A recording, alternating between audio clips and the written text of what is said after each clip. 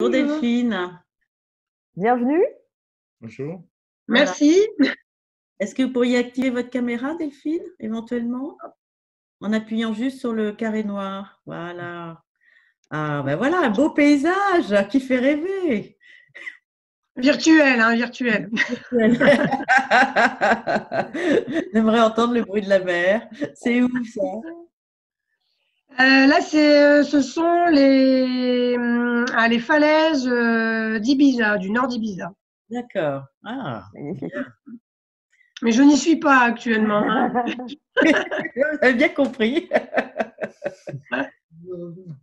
Malheureusement, on pourrait tous. Oui, ça pourrait être sympa. Bien. Bon, bienvenue Delphine. Voilà. Vous êtes la première. Mais oui, je me suis connectée rapidement. Autant parfois, il y a quelques minutes de latence, autant là, ça a été à simplifier. Ok. Eh ben, très bien, bienvenue. Bienvenue, bienvenue. Puisqu'on attend un petit peu, là, Delphine, là, dans quel cadre vous êtes inscrite? Alors moi, je me suis inscrite puisque en fait, j'occupe des fonctions de responsable ressources humaines. Oui. Donc, j'ai eu à gérer donc le Covid jusqu'au 11 mai, Oui. la date du déconfinement. Et ensuite, j'ai cessé mon activité pour d'autres raisons autres que le Covid. Et donc, le sujet m'intéresse fortement justement dans ma reprise d'activité, de pouvoir continuer à suivre finalement un petit peu l'actualité des entreprises et des équipes qui gèrent encore effectivement ces éléments-là à date. D'accord. Ok. Donc, poste de DRH, voilà. Très, très, très sur le pont, là, avec cette histoire de confinement et plein de choses à régler. Ouais. C'était très intense. Bon, il y a Camille qui arrive. Camille. Alors, Camille. Ah, je ne l'ai pas noté, Camille. Oui, on l'a vu. Bonjour Camille. Bonjour. Bonjour. Est-ce que vous pourriez éventuellement appuyer sur la touche noire pour qu'on puisse vous voir? Je ne sais pas sur quelle touche appuyer. Juste sur le cadre noir. Sinon, on va pas vous embêter. Hein. Oui. Je ne suis pas très habile avec tout ça. Oui, je comprends. C'est vrai que c'est pas évident. En tout cas, merci de nous rejoindre. On va commencer peut-être aussi pour les personnes qui nous rejoignent à l'heure. On va peut-être commencer dans 2-3 minutes. Oui. Ça vous va? Comme ça, vous allez savoir tous les secrets qu'on va pouvoir vous donner. Et c'est la qualité, bien sûr, qui compte, hein, pas la quantité. Donc, même si nous sommes peu. Tout à fait. Non, mais en principe, on devrait être 15. Oui, mais bon, c'est toujours la même chose. Hein. Moi, je pense que par rapport aux personnes qui sont à l'heure, c'est quand même important de pouvoir respecter. C'est comme en formation, n'est-ce pas, Guilla? Ah, ça. Privilégier ceux qui sont à l'heure. Exactement, toujours. Non. Oui, on y va? Oui, ok, c'est parti. Oui, et puis c'est toi, Béatrice, qui acceptera au fur et à mesure. Oui, mais là, je crois que j'ai même pas besoin d'accepter puisqu'en fait, les gens. On n'a pas mis de salle d'attente. On n'a pas mis de salle d'attente. Ah, génial. Et ben, du coup, comme ça, les gens viendront au fur et à mesure. Et je pense qu'il va y avoir d'autres personnes. Moi aussi, on m'avait confirmé qu'ils seront là. Donc, je pense qu'ils viendront d'ici 4-5 minutes. Mais quitte à ce qu'on recommence à donner quelques informations, tu vois, on peut commencer d'emblée à déjà au moins poser le cadre. Donc, voilà. Donc, rebonjour, Delphine et Camille. Très heureux avec Guilla et Colline, en fait, de parler de deux thèmes qui nous tiennent véritablement à cœur, à savoir gérer le management dans un monde VUCA. Je ne sais pas si vous avez connaissez cet acronyme un peu terrible. Et puis, l'importance de la cohésion d'équipe pour réussir ensemble. Voilà. Si pour me présenter en 2 mots, donc l'objectif, c'est comment faire revenir les collaborateurs au bureau Et on va vous indiquer justement à travers ce webinaire quelques clés, je dirais, de cette méthode VUCA avec ses leviers, ses focus et ses leviers, ses focus et les qualités qu'un manager doit avoir pour faire en sorte que les gens aient envie de revenir. Donc, si je fais ça, voilà. Donc, Béatrice Perrault, moi, j'ai monté entre autres le cycle qui est commercialisé par les Échos, qui s'appelle le dirigeant à l'ère disruptive et qui permet aux dirigeants pendant 6 jours d'optimiser leur leadership et surtout les nouvelles facettes de leadership comme savoir décider dans la complexité et l'incertitude, savoir faire preuve d'agilité avec des diagnostics, savoir donner de la confiance et puis être inspirant, voilà, avec les nouvelles technologies. Voilà, j'ai fait une formation de coaching il y a 2003 et je me suis formée à l'élément humain en 2011, si j'ai bonne mémoire, plus plein d'autres choses. Voilà, voilà. À toi, Gila. Alors, moi, je suis certifiée International Coaching Community. J'ai un doctorat à l'Université de Boston sur des questions justement de communication pour essayer de pouvoir comprendre les clés d'une meilleure transmission. Je viens du monde du théâtre, donc c'est vraiment toute la base artistique avec la façon de pouvoir s'exprimer à la fois pour pouvoir transmettre et impacter, et puis aussi pour pouvoir sortir ce qu'on a à dire de façon authentique.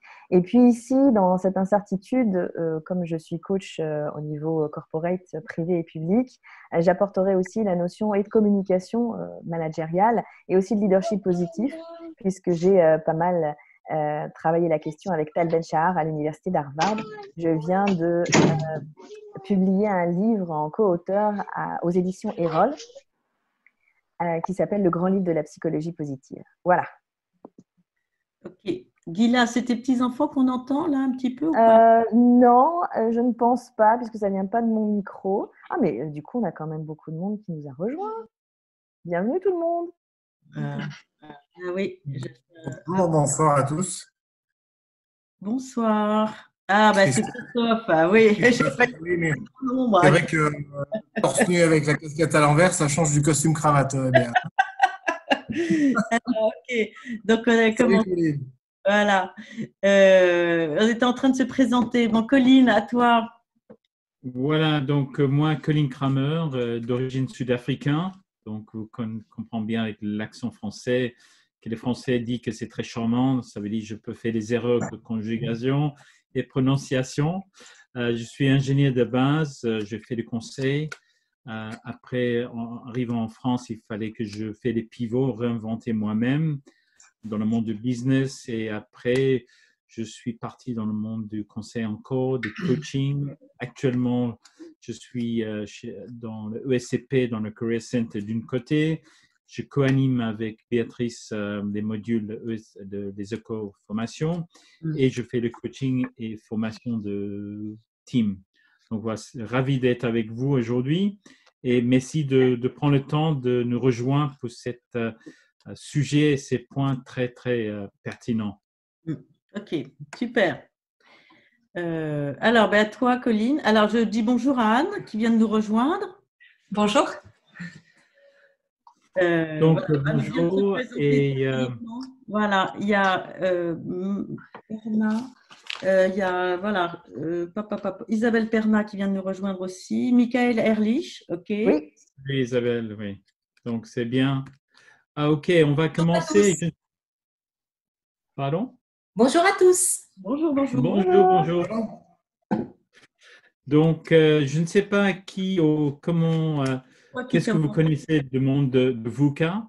Ça, c'est le monde acronyme anglais qui est Volatile, Uncertain, Complex and Ambiguous. Et dans le monde français, on a un petit changement pour VICA. Et c'est un acronyme qui est sorti dans les années 90 par l'armée américaine quand ils ont essayé de comprendre pourquoi les grandes forces, les grandes organisations n'arrivaient pas de vraiment faire face contre les petites cellules qui étaient très agiles et très rapides. Et donc, ils ont créé ce monde pour vraiment, pour expliquer ce monde qui est volatile, des choses qui changent de façon imprévisible, soudain, dynamique. Et surtout, on a le sentiment que c'est pour le pire. Et cette imprévisibilité rapide, elle provoque la peur, une aversion des risques. Et assez souvent, on entend les gens dire, mais c'était mieux avant. Et assez souvent, je peux imaginer, si on arrive à ce monde de coronavirus, où les gens disent, mais en février, ou avant, c'était mieux, c'était différent. Mais non, voilà. On est dans un nouveau monde, on parlera de ça. Et VUCA est surtout un mot qui décline facilement le coronavirus. L'incertitude, l'information importante qui sont connues, qui n'est pas définitive, parfois l'information qui est douteuse, on ne peut pas prédire. Et toute cette situation d'incertitude nous laisse dans une situation de paralysie. On collecte l'analyse, on trouve les données, on cherche parce qu'on pense qu'il faut toujours continuer à chercher. Mais à un moment donné, il y a trop d'informations et ça bouge tout le temps. Et voilà, on reste un peu à sa fin. Et le monde complexe, les complexités. Aujourd'hui, je pense, nous, on vu qu'un petit virus qui est sorti en Chine, qui a fait son boule de neige, qui a changé tout, que l'information qui est sortie au début ne nous a pas laissé entendre que c'était aussi grave. Tout d'un coup, les changements exponentiels, les nombres incroyables d'interactions très dynamiques avec un composant système, fait qu'on cherche toujours un bouc émissaire et qu'on n'est pas très, comment on peut dire, rassuré.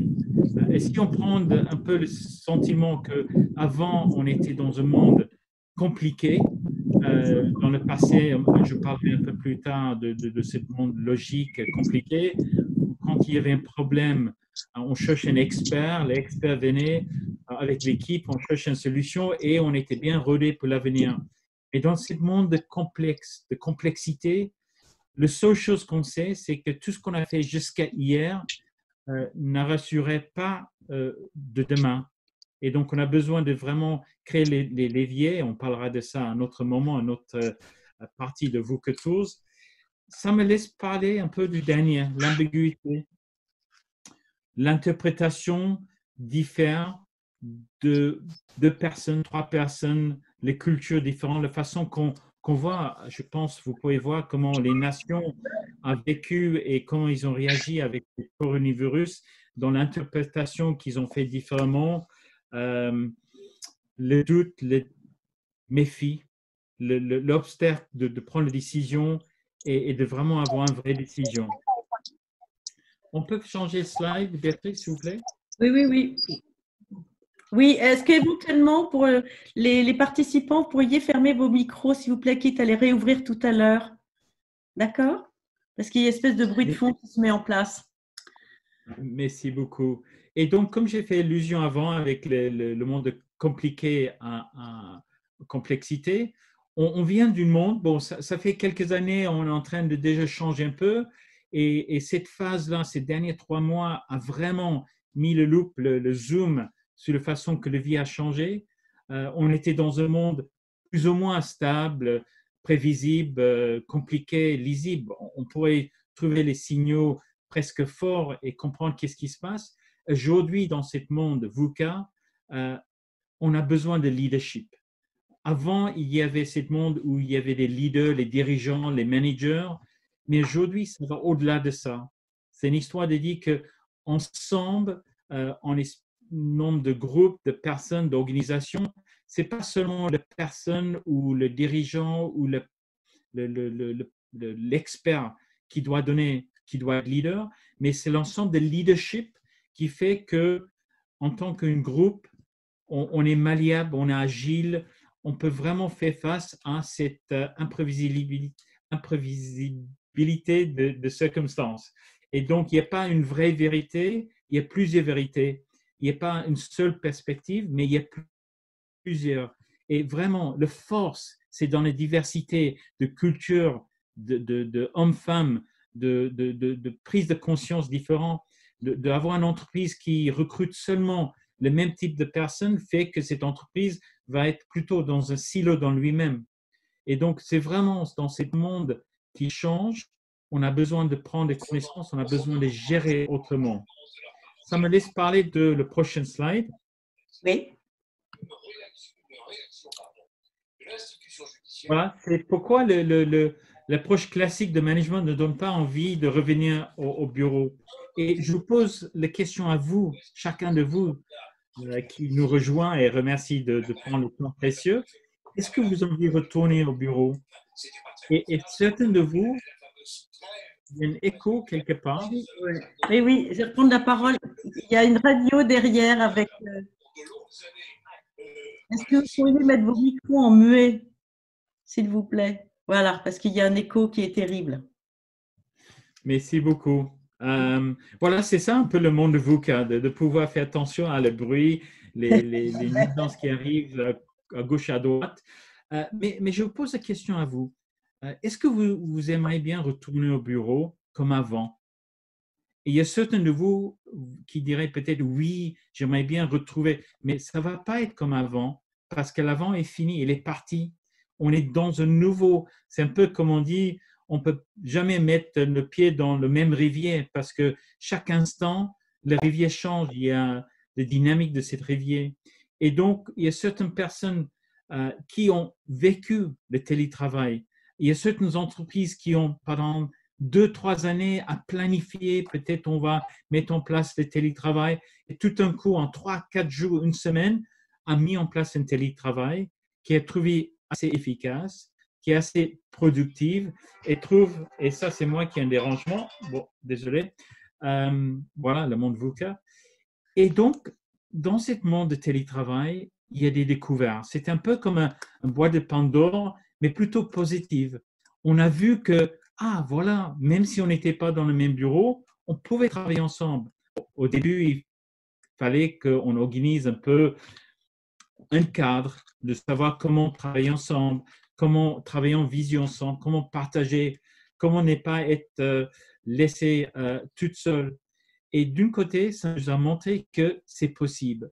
Il y a même aujourd'hui où il y a des entreprises qui ont les bureaux qui commencent à dire mais quel est notre modèle de demain? Parce qu'il y a beaucoup d'entreprises qui louent ces bureaux qui disent aujourd'hui peut-être je n'ai pas besoin autant de monde, autant de mètres carrés. Peut-être le open space ne va pas vraiment marcher dans ce monde de coronavirus avec le besoin de désinfecter. Et donc tout ça a changé. Mais le plus important de dire, c'est que est-ce qu'on a envie de retourner à le monde d'avant? Parce qu'on a pu voir aujourd'hui accepter de travailler autrement. Et donc, si on change slide, on a pu voir qu'il y avait les questions où les gens n'acceptent plus. Le refus d'avoir un contrôle permanent. Les gens qui venaient au travail le matin, au soir, avec quelqu'un, un dirigeant qui ne laissait pas quelques moments pour respirer, qui était toujours à la recherche de micromanagement, les gens qui ont eu besoin d'accepter les nuisances de certaines personnes qui piquaient des crises. Aujourd'hui, avec le télétravail, avec les gens qui n'ont pas besoin de passer les heures en transport, on commence à dire c'est quoi la qualité de notre vie, c'est quoi la qualité de notre travail, et c'est pourquoi le purpose, pourquoi on travaille.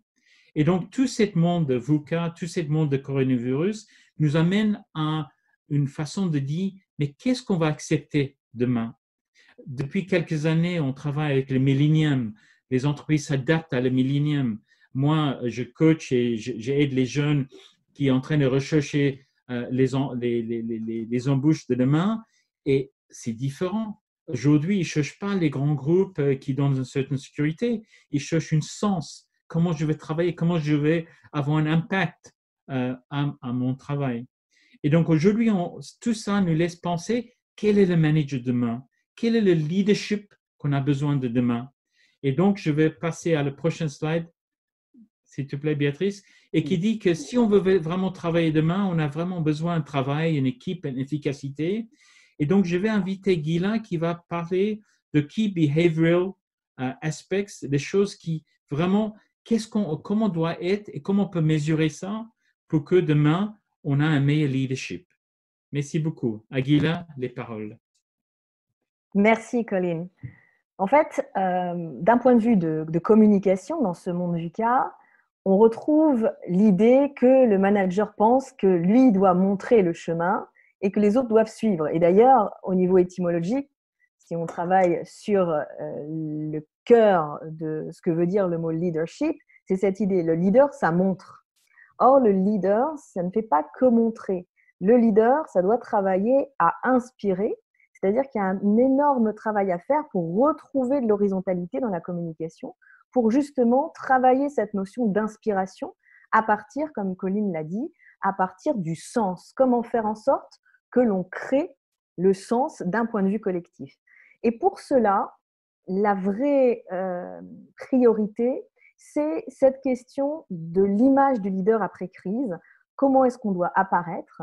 Et surtout, est-ce qu'on doit être dans l'idée de pouvoir nier ce qui s'est passé pour raccrocher les deux bouts, ou alors, au contraire, faire un état des lieux sur comment est-ce que ça a été vécu, et ensuite permettre, on va dire, de faire sortir ce qui a été vécu, et ensuite de retravailler une idée de storytelling collectif, une base, je dirais, de l'équipe en termes d'ADN, véritablement, pour retrouver le sens du collectif. Et là, si j'ai mentionné cette notion de Key Behavioral Indicators, ce n'est pas par hasard, c'est relié directement à VUCA, parce qu'on a souvent parlé du Key Performing Indicators, c'est-à-dire des clés, des indicateurs clés de performance. On parle même d'indicateurs clés financiers, mais ici, vraiment, il s'agit de ne pas se tromper dans la question de vie collective, où en est mon collectif de sa vie, du déploiement de sa vie de collectif. Et là, on travaille sur l'idée de comportement. Au niveau du comportement, on peut s'attendre à cette question. Quels sont les comportements que j'attends de chaque acteur de la matrice et quelle image je souhaite avoir eu égard à ces comportements? Pour cela, il faut vraiment pouvoir s'asseoir et travailler dans plusieurs directions. Et là, Béatrice, je vais te demander de changer la slide pour que je puisse vous dévoiler ces directions. Donc, quoi faire, comment faire? Là, vous avez 4 pistes de travail sur cette question de comment gérer le monde VUCA d'un point de vue de la communication pour redonner le sens, déjà travailler sur soi. Beaucoup de personnes, et j'ai eu la chance de coacher des dirigeants pendant cette période de confinement, beaucoup de personnes ont pu penser que cette notion d'authenticité, cette notion de volonté de transmission au plus juste de son être pour le leader, passait par en fait être en accord avec ce qu'on peut imaginer un rapport direct avec l'équipe. Je m'explique. Un des dirigeants me disait l'autre jour, moi lorsque je parle de la question budgétaire, eh bien pour montrer qu'il n'y a pas d'enjeu, je mets mes mains dans mes poches. Comme ça, les gens comprennent que je suis relax. Et du coup, ça crée dans l'équipe un stress profond qu'ils ne comprenaient pas. Parce qu'à chaque fois qu'il mettait ses mains dans les poches, les gens étaient persuadés qu'il allait mentionner une question budgétaire. Donc, cette idée, en fait, de ce que je pense être authentique et ce que je pense être un signe, en fait, de compréhension globale des préoccupations de mon équipe, n'en est pas si je ne prends pas un minimum de recul pour essayer de comprendre ce qui m'est arrivé et ce que les autres ont pu vivre au travers de ce confinement, déconfinement et du rapport au corona. Donc pour ça, renforcer son agilité émotionnelle, c'est-à-dire être capable d'admettre qu'il y a des moments où ça va plus mal que d'autres, être capable de pouvoir se tourner par exemple vers des techniques comme on peut le voir pour les techniques top, techniques d'optimisation du potentiel. Je ne sais pas si vous connaissez ces techniques. Moi, je les recommande vivement. Ce sont des techniques qui ont été développées par un médecin militaire qui travaille avec des athlètes de haut niveau, qui travaille avec des urgentistes, des personnes qui doivent très rapidement gérer le stress pour pouvoir travailler à discipliner le corps vers l'action. Vous trouverez facilement sur Internet ces références. Donc, l'agilité émotionnelle, c'est-à-dire qu'il faut pouvoir faire montre de certaines émotions. C'est-à-dire qu'il faut pouvoir se montrer dans l'horizontalité que l'on veut appliquer à son mode de management, montrer qu'on est faillible, pas trop faillible non plus, mais montrer qu'on n'est pas forcément Superman et qu'on n'a pas super bien vécu le confinement. Je sais que j'ai la chance de travailler et dans le privé et dans le public. Et bien, dans le public, j'ai pu coacher certains dirigeants qui, on va dire, ont très, très bien vécu le confinement et devaient, au contraire, par rapport à ce qu'ils montraient de leur maison, décrocher certains tableaux ou décrocher des lampes qui étaient très belles pour essayer de dissimuler aux collaborateurs certains signes qui auraient pu être vus comme étant dérangeants par rapport au reste du statut social de l'équipe. Donc ça, c'était très intéressant parce que pour moi, ça montrait cette idée de faire semblant, d'une certaine manière, de devoir s'aligner socialement avec les collaborateurs qui n'étaient bien entendu pas dupes. Donc l'agilité émotionnelle, c'est dire qu'il y a eu des moments difficiles pendant cette période, il y a eu des moments où on n'a pas pu gérer, on n'a pas su gérer tout simplement, et que d'une certaine manière, il faut pouvoir avoir le courage de le transmettre aussi à son équipe. La communication assertive, alors je pense que bon nombre d'entre vous connaissent la définition de l'assertivité. On utilise l'expression ni hérisson ni paillasson pour montrer que c'est une posture juste, donc ni dans l'agressivité ni dans la soumission. C'est une posture qui permet vraiment d'être détectée comme trouvant, on dira, la note juste, un peu comme un violon joue juste, et joue aussi avec un volume juste, c'est-à-dire c'est quand c'est sa partie solo, donc c'est prendre le lead quand il le faut, et c'est se refondre dans l'orchestre, c'est devenir une partie de l'équipe lorsqu'il le faut également. Ça suppose de connaître des outils qui sont des outils qui marchent, généralement basés sur la communication non violente. Augmenter la perception optimaliste, alors je reprends ce mot de Tal Ben-Shahar que j'ai cité dans ma présentation. Tal Ben-Shahar, qui est connu comme étant le professeur de bonheur à l'université de Boston. Il a écrit bon nombre de best-sellers. Celui que je vous conseille vivement, c'est L'apprentissage de l'imperfection, qui est son best-seller en France. Et il a montré qu'en fait, l'idée n'est pas d'être dans un optimisme béat lorsqu'on utilise la psychologie positive, mais au contraire de pouvoir combiner l'optimisme au réalisme. Donc, essayer de se dire que le scénario peut tourner bien. On a toujours dans cette idée de VUCA une anticipation à ce qui va mal se passer.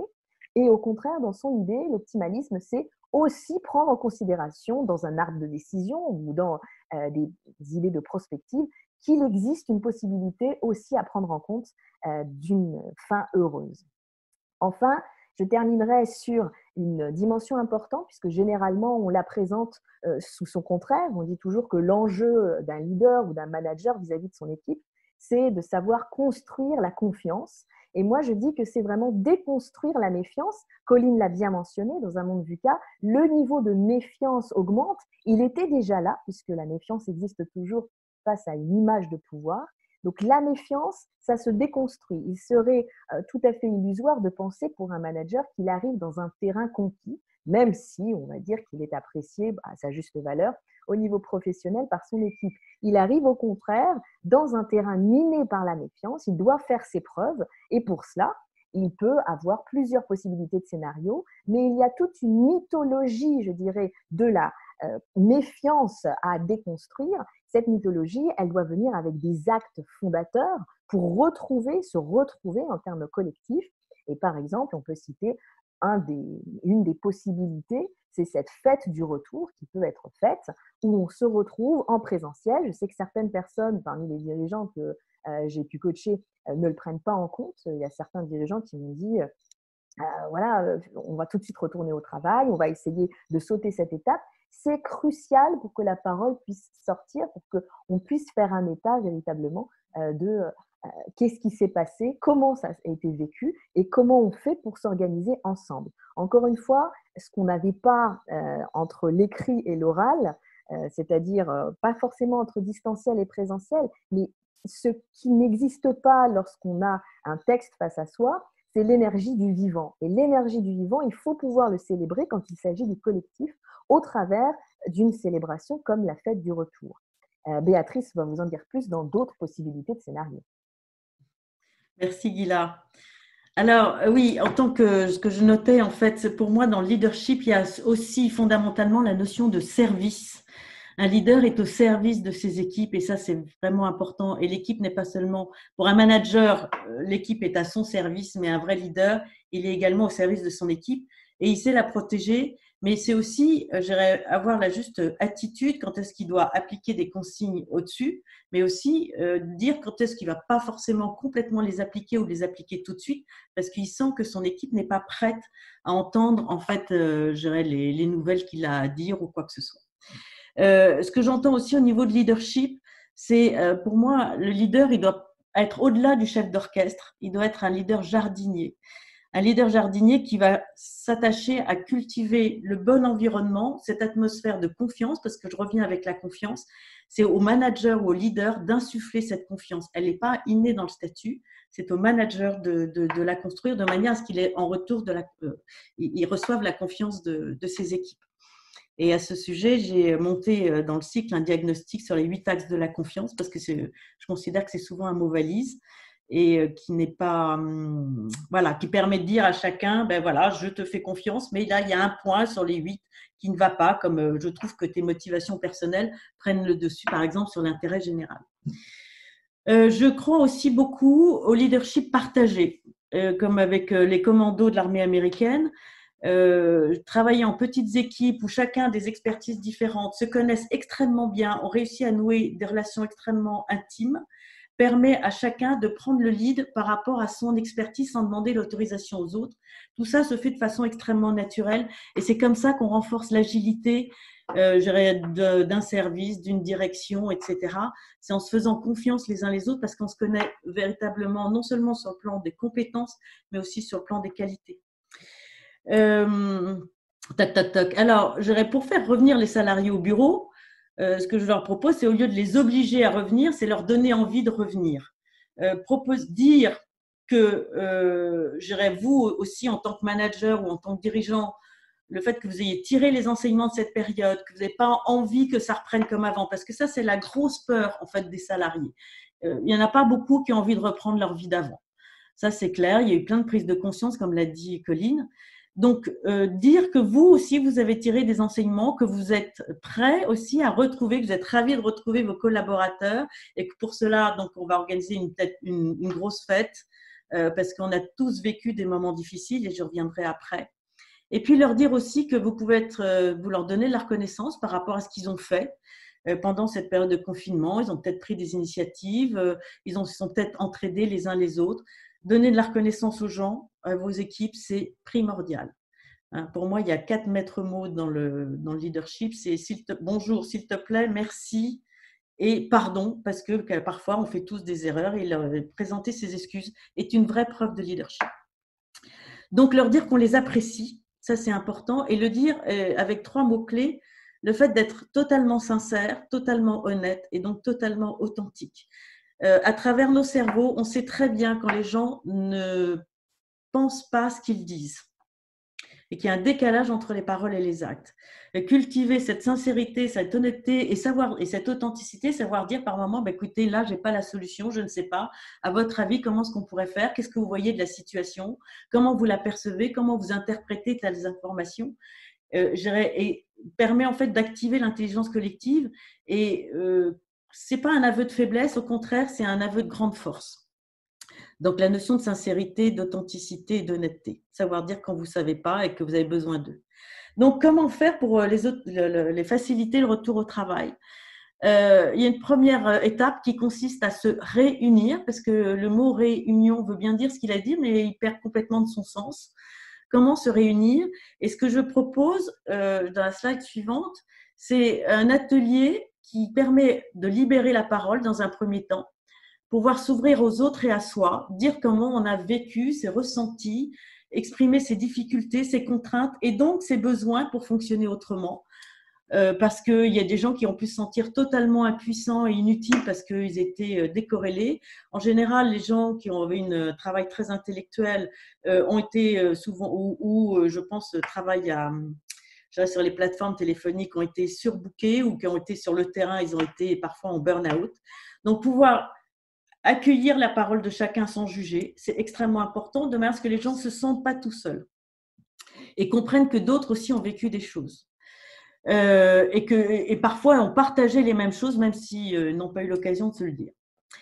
Recréer un collectif, parce que dans une équipe, les gens sont importants, mais les relations entre les gens sont au moins aussi importantes que les acteurs eux-mêmes. Je ferai un petit parallèle avec l'équipe de football. J'avais pu avoir des stars en France au foot, mais s'ils n'ont pas appris à interagir ensemble, on perd les matchs. Alors qu'on peut avoir une équipe moyenne, mais qui s'entend super bien, qui prennent du plaisir à travailler ensemble. Et là, on n'a pas forcément, enfin, peut-être que 2 ou 3 stars, mais là, on réussit à gagner des matchs. C'est la même chose, en fait, dans une équipe. Les relations, avoir des relations avec tout le monde et des relations de qualité sont extrêmement importantes. Et ça, souvent, on l'oublie. Le fait pour se constituer en collectif, le fait d'avoir un objectif commun et la plupart du temps co-construit est aussi essentiel, avec aussi des principes de fonctionnement partagés. Pour moi, on passe de manager à leader quand le leader propose un objectif et demande à ses équipes comment est-ce qu'on pourrait le réaliser, comment est-ce qu'on pourrait le renommer, est-ce qu'on a bien pensé à tout et comment on pourrait mieux s'organiser ensemble. Et je parle de principes et non pas de règles, parce que les règles, on ne peut pas les faire un pas de côté, alors que les principes, surtout dans un monde VUCA, on pose des principes, on pose des valeurs et on peut éventuellement aller y déroger parce qu'en fait, il y a une très très bonne raison. On rencontre une situation inédite où la règle ne s'applique pas. Donc, voilà, comment se réunir, comment se recréer un collectif, et puis on passera après à l'équipe haute performance, et puis surtout, comment se réorganiser en capitalisant sur les initiatives prises, en redéfinissant ensemble les priorités, parce que les missions d'un service peuvent avoir complètement changé après le Covid. Il y a des choses qui n'ont plus besoin d'être faites, il y a d'autres choses qui apparaissent. Donc, c'est clair que en tant que manager, en tant que dirigeant, vous soyez extrêmement clair avec les nouvelles priorités. Et puis, éventuellement, en termes d'efficacité du service, je vous propose les 7 niveaux de changement que j'ai mis après. Faire preuve j'utilise très très souvent en cohésion d'équipe. Comment est-ce qu'on pourrait faire les bonnes choses? Comment on pourrait faire les choses correctement? Comment on pourrait améliorer certaines choses? Comment ne plus faire certaines choses? Comment s'inspirer? Comment être différent? Faire des choses que personne ne fait et faire des choses dites impossibles. C'est un très bon moyen de revisiter en fait l'organisation d'une équipe. Et je repense aussi à un autre élément qui permet de redynamiser une équipe. S'appelle les OKR, les Objective Key Results de Google. Google, en fait, demande, il y a des objectifs qui ont été mis en haut au niveau de la direction et qui, par ruissellement, se définissent par des objectifs intermédiaires. Et face à un objectif intermédiaire, un manager, voire un leader, peut dire, voilà notre objectif. Comment chacun pourrait s'engager pour faire en sorte que cet objectif soit atteint. Au lieu que les objectifs soient prédéterminés et définis par le manager, ce sont les gens eux-mêmes de l'équipe qui prédéfinissent leurs propres objectifs. Et le manager a pour rôle de superviser que tous les objectifs ensemble sont bien cohérents et atteignent bien en fait, l'objectif qui a été défini auparavant. Donc ça, c'est extrêmement important. Donc, deuxième option, passer une journée de cohésion d'équipe pour co-construire ensemble. Et là, ça c'est aussi un thème qui m'est cher. La co-construction, comme le manager ne détient plus ni la vérité ni la solution, le mieux c'est de faire appel à l'intelligence collective et construire en fait un espace où à partir de ce qu'on veut être dans l'équipe idéale ou par rapport à une demande sur un projet qui a été donné par la direction, c'est comment on peut y parvenir ensemble. Et c'est de faire réfléchir tout le monde, soit séparément, soit ensemble, avec des moments en sous-groupe aussi, de manière à ce que les gens puissent travailler à trouver des solutions ensemble et à les voter. Tout ça à condition, et je reviens avec ma petite image de gauche, que le manager dirigeant ait proposé sa vision de l'équipe ou du projet ou de l'entreprise telle qu'il la voit d'ici 5 à 10 ans, parce que sans vision, il n'y a pas de sens. Et que cette vision donne également une direction et permet surtout à chacun de contribuer activement à tendre vers cette vision. Et quand on est de la co-construction, je reviens avec mon petit éléphant à droite, l'agilité, elle est top, elle est parfaite parce que chacun se sent véritablement impliqué. Et c'est ça que les jeunes et les millennials veulent, c'est de la co-construction, c'est faire en sorte de contribuer activement à la réussite de l'entreprise ou du service.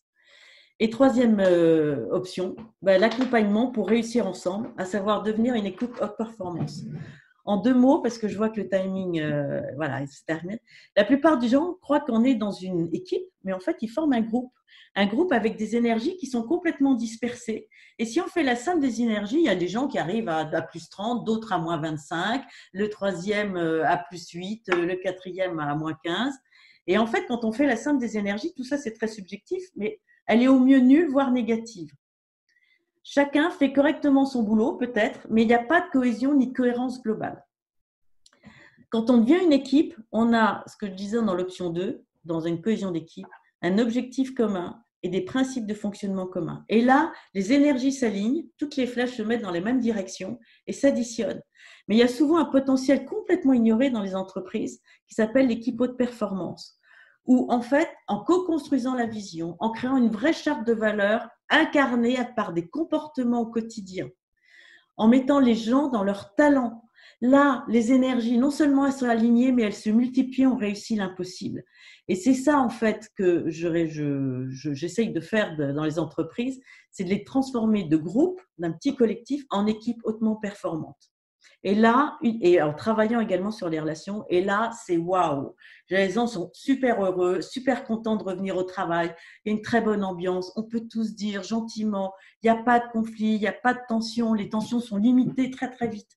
Et ça, c'est voilà, l'effet waouh. Donc, de manière à faire revenir les gens au travail, c'est travailler sur soi en tant que manager ou en tant que dirigeant, aider les gens, enfin, aider nos équipes à travailler ensemble, à coopérer ensemble, à bien se connaître leurs difficultés, leurs contraintes, leurs besoins, faire en sorte que chacun règle ses petits problèmes entre eux et que le manager ne joue plus au pompier, chose qui lui grève une grosse partie de son temps.